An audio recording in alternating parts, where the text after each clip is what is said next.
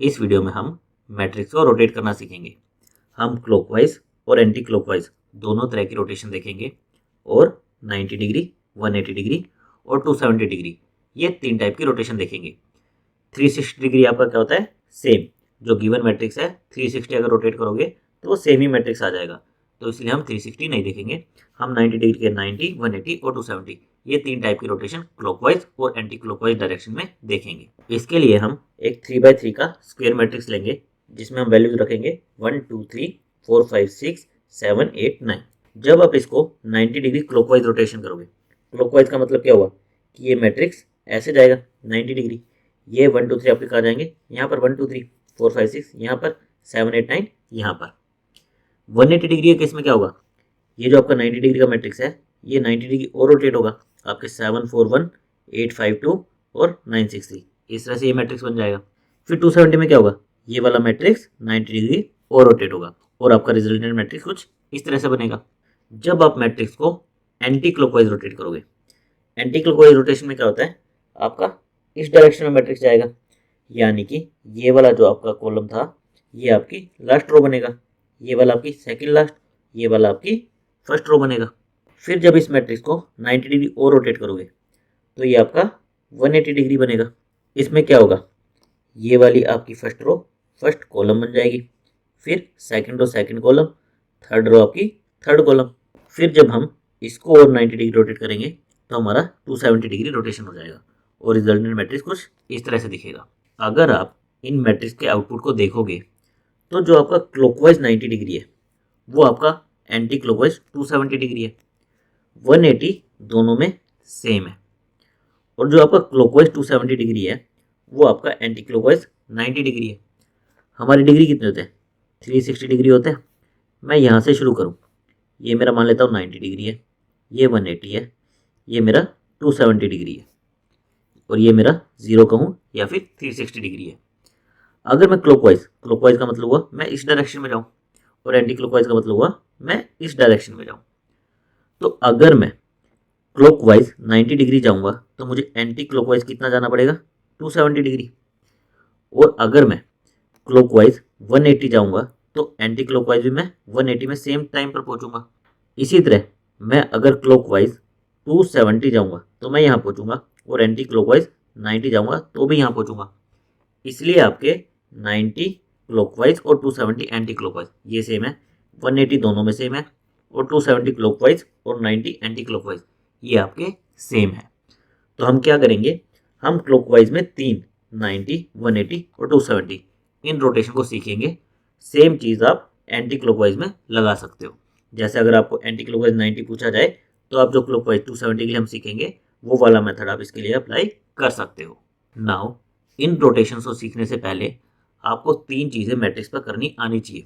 पहला क्या है, ट्रांसपोज, मैट्रिक्स का ट्रांसपोज कैसे निकालते हैं। सेकंड क्या है कि मैट्रिक्स की हर एक रोज को रिवर्स कैसे करते हैं, रिवर्स रोज। और थर्ड क्या है, हर एक कॉलम को रिवर्स कैसे करते हैं, रिवर्स कॉलम। ये आपको 3 ऑपरेशन पता होने चाहिए। अगर आपको ये 3 ऑपरेशन पता होंगे तो आप इजीली इन मैट्रिक्स रोटेशन को परफॉर्म कर पाओगे। तो पहले हम ये तीनों ऑपरेशंस देख लेते हैं। ट्रांसपोज में आपका क्या होता है, आपके मैट्रिक्स को जो ये मेन डायगोनल है इसको मिरर मान के रिवर्स कर देते हैं। जैसे ये 2 और 4 है, ये आपस में रिवर्स हो जाएंगे, ये 3 7 से हो जाएगा, 8 6 से चेंज हो जाएगा, ये आपका डायगोनल सेम रहेगा। तो आपका आउटपुट क्या आएगा, ये डायगोनल तो हो गया सेम, इसको हमने मिरर माना था और जो भी मिरर के कोरोस्पोंडिंग एलिमेंट्स थे उनको हमने स्वैप कर दिया। जैसे 2 और 4 ये थे, इनको स्वैप कर दिया, यहाँ पर 2 4 थे, यहाँ पर आ गया 4 2, 3 7 थे, इनको स्वैप कर दिया, 6 8 थे, इनको स्वैप कर दिया। स्वैप करने के लिए आपको क्या करना पड़ेगा, हम एरे के अगर हर एक एलिमेंट का नंबर दे दें, ये क्या है 0,0 है, ये 0 1 है, ये 0,2 है, ये हमारा क्या है 1,0 है, 1,1 है, 1,2 है, ये क्या है हमारा 2,0 2,1 2,2। तो हमारे ये वाले एलिमेंट्स तो क्या है सेम ही रहेंगे। हमें 0 1 को 1 0 से स्वैप करना है, 0 2 को 2 0 से, 1 2 को 2 1 से स्वैप करना है। तो हमें आई जे को किससे स्वैप करना है, जे कोमा आई से स्वैप करना है। तो हमारा कोड किस तरह से दिखेगा, हम एक लूप चलाएंगे 0 से n तक का हमारी रोज के लिए। हम जे को लूप चलाएंगे जे लेस देन आई तक के लिए, यानी जीरो रो के लिए हम यहाँ तक, यहीं तक ही लूप चलाएंगे। फर्स्ट रो के लिए हम यहाँ तक, सेकंड रो के लिए हम यहाँ तक। बेसिकली ये जो मिरर है हमारा, हम इसके लोअर पोर्शन के लिए लूप चलाएंगे। ऐसा क्यों करेंगे? जैसे जब मैं इस पर आऊँगा, मैं इसको स्वैप करके क्या कर दूंगा, 4 2 ये कर दूंगा। लेकिन अगर मैं इस पर आकर दोबारा लूप चलाऊंगा तो ये मेरा फिर से स्वैप हो जाएगा। तो इस चीज़ को प्रिवेंट करने के लिए कि अगर हम 2 बार स्वैप कर देंगे तो हमारा ओरिजिनल मैट्रिक्स रिटर्न हो जाएगा, इस चीज़ को प्रिवेंट करने के लिए हम क्या करते हैं, केवल एक पोर्शन के लिए लूप चलाते हैं, either lower portion either upper portion. तो हम लोअर पोर्शन के लूप कैसे चला सकते हैं, हमने हर एक रो के लिए लूप चलाया और एक जे कहाँ तक चलाया, जे जब तक आई से छोटा है, यानी कि स्टार्टिंग में यहीं तक, फिर सेकंड रो में फर्स्ट एलिमेंट के लिए, थर्ड रो में सेकंड एलिमेंट तक, यहाँ तक के लिए हम लूप चलाएंगे। इसके अंदर हमें करना क्या है, हमें आई जे को जे आई इससे स्वैप करना है। ये 2 4 थे, हमने इसको 4 2 कर दिया। 3 7 थे, इनको स्वैप करके 7 3 कर दिया। 8 6 थे, 8 6 को स्वैप करके 6 8 कर दिया। ये डायगोनल हमारा सेम ही रहना था, इसलिए हम इक्वल टू यहाँ पर नहीं लगा रहे, हम लेस देन आई तक ही लगा रहे हैं। तो ये हमारा हो गया ट्रांसपोज का कोड। सेकंड हमें देखना था रिवर्स रोज, हम रोज को कैसे रिवर्स कर सकते हैं। रिवर्स रोज का मेरा मतलब क्या हुआ, जैसे 1 2 3 है, ये मेरी हो जाए 3 2 1, 4 5 6 मेरा 6 5 4, 7 8 9 मेरा 9 8 7, हर एक रो मेरी रिवर्स हो जाए। तो अगर आप देखोगे तो मेरे इस मैट्रिक्स का हर एक एलिमेंट क्या है, अपने आप में एक एरे है। और एरे को आप रिवर्स कैसे कर सकते हो, 2 पॉइंटर के हेल्प से। आई जे यहाँ पर लो, इनको स्वैप करो, इसको प्लस प्लस करो, इसको माइनस माइनस करो। कब तक करो, जब तक ये क्रॉस नहीं कर जाते। इस तरह से हम एरे को रिवर्स कर सकते हैं। और यही काम अगर मैं हर एक रो के लिए कर दूं तो मेरा क्या है, सारी रोज रिवर्स हो जाएंगी। तो मैं क्या करूं, एक 0 से n हर एक रो के लिए लूप चलाऊं और उसके अंदर क्या करूं, मेरी हर एक रो को रिवर्स करने का कोड लिख दूं। इसके लिए मैं खुद का फंक्शन भी लिख सकता हूं और मैं STL के फंक्शन का भी यूज कर सकता हूं। तो मेरा कोड किस तरह से दिखेगा, 0 से n हर एक रो के लिए लूप चलाऊंगा। इसके अंदर मैं चाहूँ तो खुद का रिवर्स फंक्शन लिख दूँ, या फिर यहाँ पर मैंने STL के फंक्शन रिवर्स का यूज़ किया है, जिसमें क्या जाता है, स्टार्ट पॉइंटर और एंड पॉइंटर, कहाँ से कहाँ तक के एलिमेंट्स को आपको रिवर्स करना है। तो हमने दिया मैट्रिक्स आई डॉट बिगिन से लेकर मैट्रिक्स आई डॉट एंड, हमें पूरी की पूरी रो को रिवर्स करना है। इसके बाद हमें देखना था कि हम कॉलम्स को कैसे रिवर्स कर सकते हैं। कॉलम्स को रिवर्स करने का मतलब क्या हुआ, 1 4 7 आपका क्या बन गया, 7 4 1, 2 5 8, 8 5 2, 3 6 9, 9 6 3, आपका हर एक कॉलम रिवर्स हो गया। अगर हम देखें, ये हमारा क्या है, 2D वेक्टर है, तो मेरे मैट्रिक्स ऑफ 0, इसमें क्या होगा, ये पूरी रो होगी। अगर मैं इसका मैट्रिक्स 0 1 करूंगा तो मेरा ये एलिमेंट मिलेगा। लेकिन अगर केवल मैं मैट्रिक्स 0 लिखता हूँ तो मेरा ये वाला एलिमेंट है। अगर मैं मैट्रिक्स ऑफ 1 लिखता हूँ तो ये वाला रो है। मैट्रिक्स ऑफ 2 लिखता हूँ तो मेरी ये वाली रो है। तो मैं अगर इसको एक 1D एरे मान लूँ, जिसका हर एक एलिमेंट क्या है, मेरा एरे है, और मुझे इस पूरी की पूरी रो को इससे स्वैप करना है। फर्स्ट रो को लास्ट है, सेकंड रो को सेकंड लास्ट है, थर्ड रो को थर्ड लास्ट है, एंड सो ऑन। मुझे इस तरह से इन्हें स्वैप करना है। तो मेरा कोड कैसा बनेगा, मुझे केवल एक सिंगल लूप लगाना पड़ेगा, जिसके अंदर मैं क्या करूँगा, 0 को लास्ट रो से, फर्स्ट को सेकंड लास्ट रो से, थर्ड को थर्ड लास्ट रो से, एंड सो ऑन, इस तरह से इनको स्वैप करता जाऊंगा। तो मेरा कोड किस तरह से रहेगा, मुझे एक लूप चलाना पड़ेगा 0 से n/2। n/2 क्यों, रिवर्स करने के लिए हम क्या करते थे, हम एक आई पॉइंटर लेते थे, एक जे पॉइंटर लेते थे, इसको प्लस प्लस करते थे, इसको माइनस माइनस करते थे। कब तक करते थे, जब तक मेरा मिड नहीं आ जाता था। तो टोटल कितने ऑपरेशन परफॉर्म होते थे, n/2 ऑपरेशन परफॉर्म होते थे। जैसे मेरी लेंथ कितनी है, इसकी 3 लेंथ है, मेरी ये 3 लेंथ है, तो मुझे केवल इस रो और इस रो को स्वैप करना है, यानी कि केवल एक ही ऑपरेशन परफॉर्म करना है। मिडल रो तो मेरी एज इट इज रहेगी। तो मेरे n/2 3/2 1 इतने ऑपरेशन मुझे लगेंगे, इसलिए मैं लूप कहाँ से कहाँ तक लगाऊंगा, 0 से n/2 तक। और मेरा हर एक मैट्रिक्स आई क्या रिप्रेजेंट करता है, ith रो। मुझे इस ith रो को लास्ट रो किससे रिप्रेजेंट होगी, n माइनस आई माइनस 1, n माइनस 0 माइनस 1, यानी कि n माइनस 1, 0 को n माइनस 1 से स्वैप कर दूंगा, फर्स्ट को n माइनस 2 से, थर्ड को n माइनस 3 से, एंड सो ऑन। तो इस तरह से मेरे सारे कॉलम रिवर्स हो जाएंगे। तो अगर हमें ये 3 operation, transpose, reverse rows, reverse column, ये क्लियर है, तो अब हम मैट्रिक्स रोटेशन को इजीली समझ सकते हैं। तो 1 बाय 1 हम 90 degree clockwise, 180 degree clockwise, 270 degree clockwise इन ऑपरेशंस को देख लेते हैं। 90 डिग्री क्लॉकवाइज का क्या मतलब हुआ, ये वाला मेरा मैट्रिक्स क्लॉकवाइज डायरेक्शन में 90 डिग्री रोटेट हो जाएगा।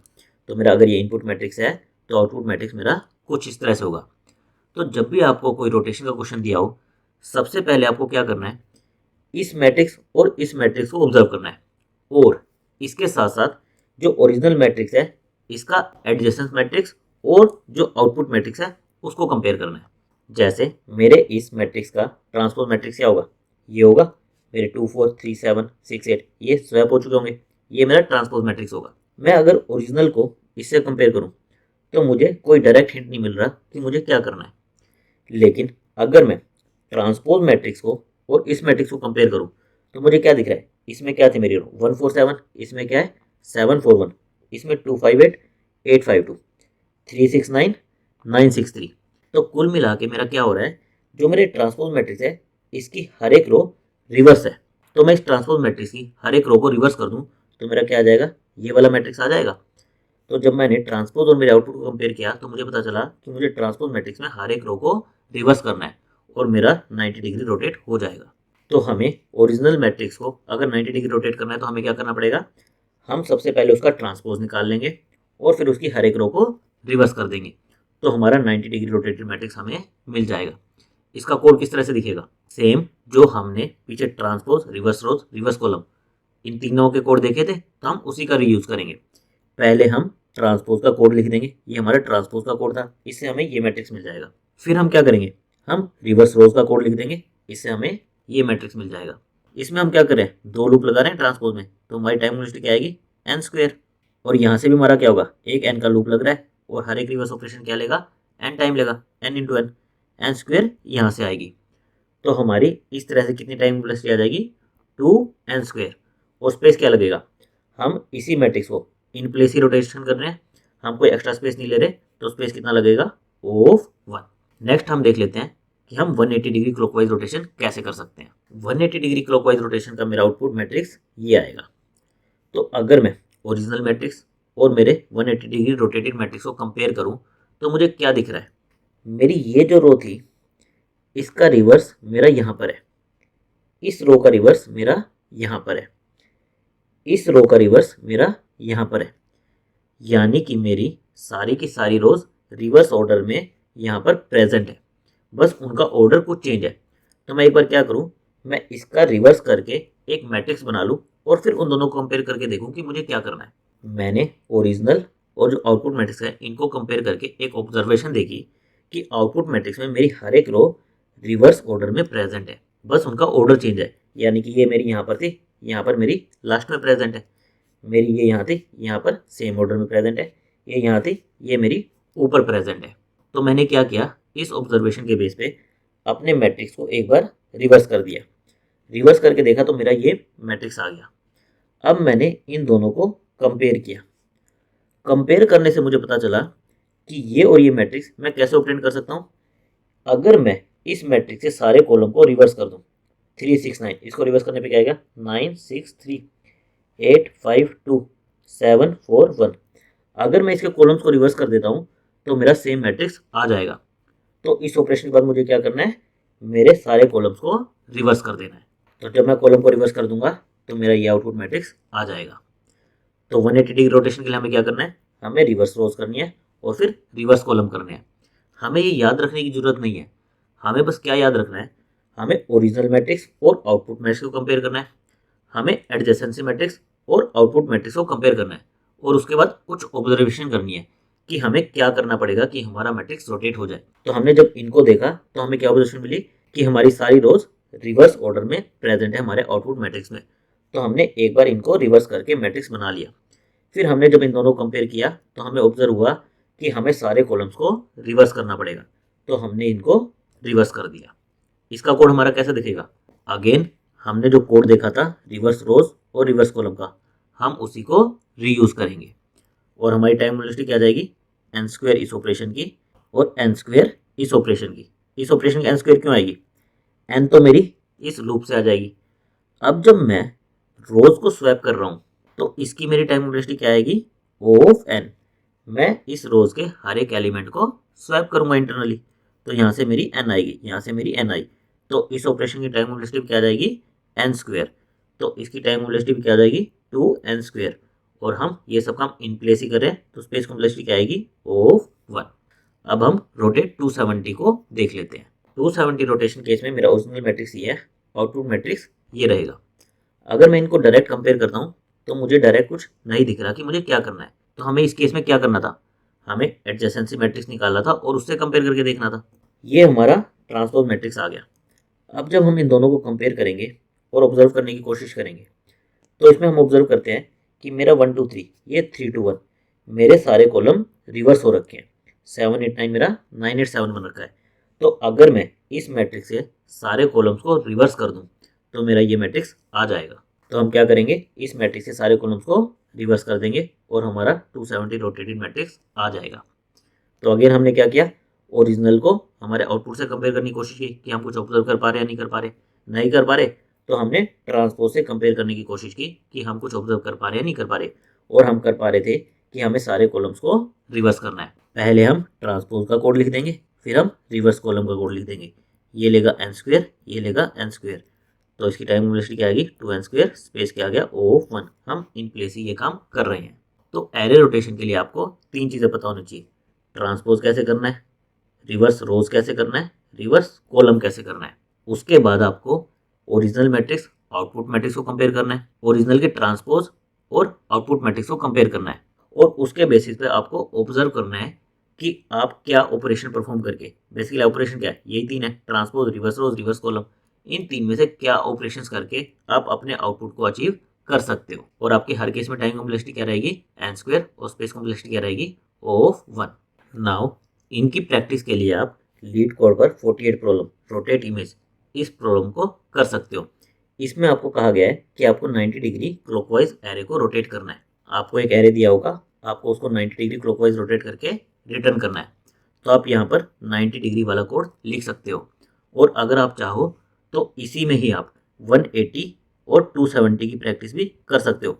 आप अपना कोड लिखो, टेस्ट केसेस में कोई भी एक मैट्रिक्स दो और उसका आउटपुट रन करके ले लो कि आपका आउटपुट सही आ रहा है या नहीं आ रहा। मैंने इस प्रॉब्लम का सॉल्यूशन कोड डिस्क्रिप्शन में डाल दिया है, जिसमें ट्रांसपोज, रिवर्स रोज और रिवर्स कॉलम इन तीनों का कोड प्रेजेंट है। और साथ में कमेंट्स में ये भी प्रेजेंट है कि 90 डिग्री के लिए आपको क्या करना है, 180 के लिए क्या करना है और 270 के लिए आपको क्या करना है। तो एक बार आप इसको रेफर कर सकते हो और लीड कोड पर जाकर इस प्रॉब्लम को प्रैक्टिस कर सकते हो।